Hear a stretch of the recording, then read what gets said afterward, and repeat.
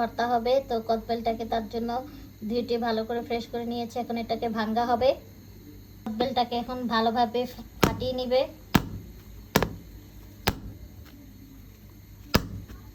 কদবেলটা ফাটানো হয়ে যাচ্ছে।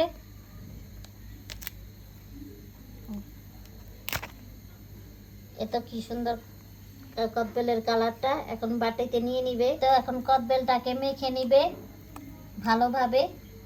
কদবেলটা মাখার জন্য বিট লবণ, তারপরে সাদা লবণ, তারপরে শুকনো মরিচের গুঁড়ো এগুলো দিয়ে দিবে। এখন সরিষার তেলটা দিয়ে দিবে, দিয়ে ভালো করে মেখে নিবে। তো যারা যারা খেতে চান চলে আসবেন, লোভ লাগলে কিন্তু আমার কোনো দোষ নাই। এটা এখন সরিষার তেলটা দিয়ে দিল। এখন এটাকে ভালোভাবে মেখে নিবে।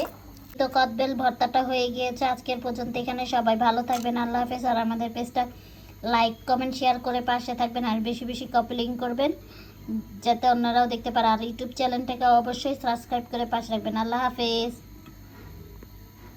কদবেল ভর্তাটা হয়ে গিয়েছে, এখন একটু খেয়ে দেখাবে।